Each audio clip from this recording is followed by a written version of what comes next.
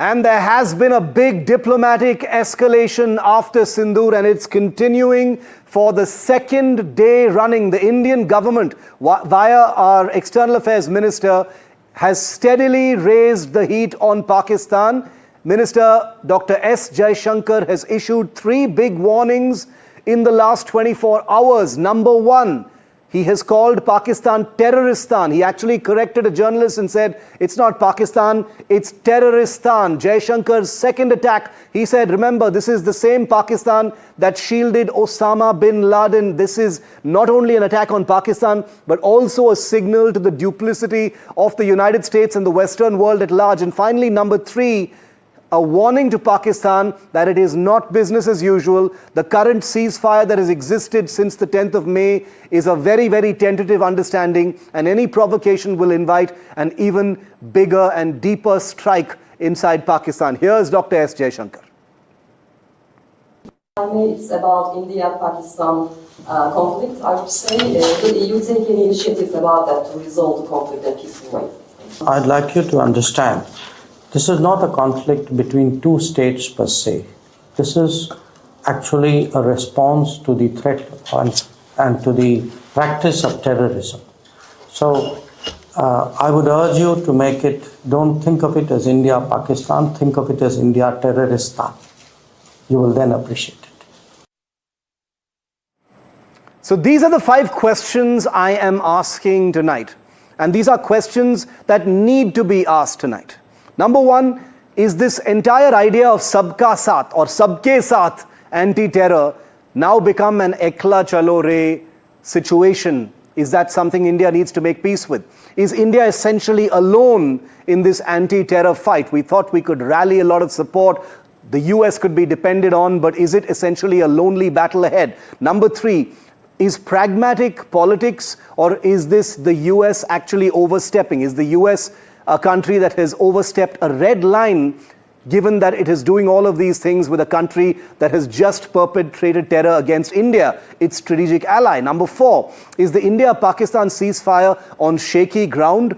Is that the interpretation from what Dr. S. Jaishankar has said? And finally, should India recalibrate expectations from the United States, especially after what has happened in the last 1 month? I'm joined now by one of the most respected voices on warfare, on strategic affairs, John Spencer. He's chair of the Urban Warfare Studies at the War Institute. Mr. Spencer, good evening. Thanks very much for being with me here on India Matters.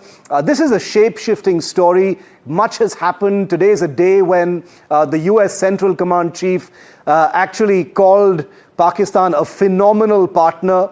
India is obviously not very pleased with that comment. There are reports that Field Marshal or General Asim Munir will be heading to the United States and being hosted there at the US Army Day celebrations. All of this in the wake of Pakistani terror against India. How should India look at all of this, John? Shiv, one, I think India should look at it as, October 7th changed the world, as well as the attack on April 26th in India. President Trump has been in for a few months, but we've already seen giant signs. While geopolitics is complex, and counterterrorism is not. And I don't think that India should go it alone. I think India and America, the two great powers in the world, can fight terrorism, but this double play of Pakistan, I think, is like you said, smell the coffee, wake up to it, as such as this Pakistani terrorist that was trying to do, in the allegations, a second 9/11. And we have to remember, even I've walked the ground of the 26/11, the Mumbai attacks, and the fact that the United States helped extradite Rana recently, who was a conspirator in the Mumbai attacks. I think the United States can look to India for leadership here, as we saw Prime Minister Modi after Operation Sindoor sending very global messages that enough is enough, no longer this double game. Even in what India has done for defense reforms, which show dominant against Chinese weapons, there's so much cooperation and advantage to India and the United States working together against terrorism. But we live in a new world, and I think that progress can continue, not a separation of ties, but a strengthening. Geopolitical complexity, John, is granted. Pragmatism of politics, the US-Pakistan relationship and the complexities there are also granted. But how should India interpret actions that are as explicit as the ones I've just named at this time, especially in this atmosphere? You do know that Indian delegations have been fanning out across the world, including the United States, trying to rally support. There is a sense that Trump is seen as a whimsical leader, but India has always counted on American support when it comes to something as explicit as the war on terror. And there seems to be an erosion of trust thanks to these actions now.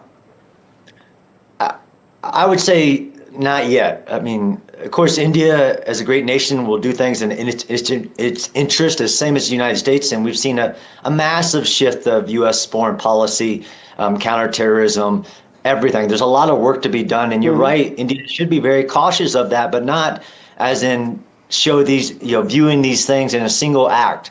Continued cooperation in actual counterterrorism, real threats around the globe, whether that's in the United States, as we just saw in India, in Israel, that this cooperation is important. So absolutely call out the things that are not right, but we're also dealing with decades of double game with Pakistan, because Pakistan has been helpful on one hand with things like ISIS-K, while harboring and enabling terrorism on its own ground, from Pakistan ISI to providing a safe haven for things like bin Laden or the other terrorists that were just using the Pakistan federally administrated territories as safe havens during our 20-year campaign in Afghanistan.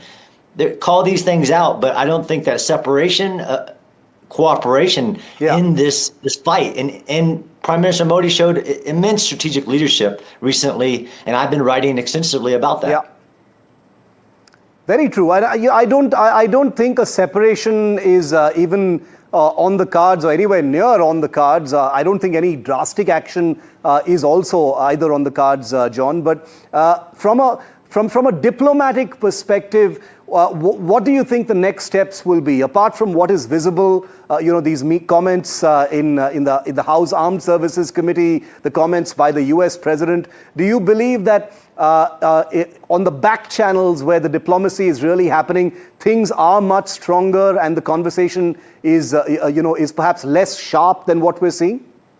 Absolutely, I think so. And not to bash media, but media will take these things and make them much more of a very political issue than they truly are, while the back channels, the cooperations, decade-long cooperation, and the possibilities of even defense cooperation, trade, economy, that is in the benefit of both India and the United States, while we also fight this global terrorist safe havens coming out of Pakistan and other areas.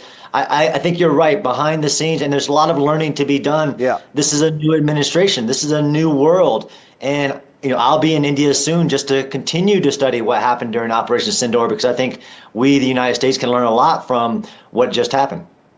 John Spencer, it'll be good to meet you when you're here in India. And thanks very much for your time here on India Matters. Good luck. Thanks very much.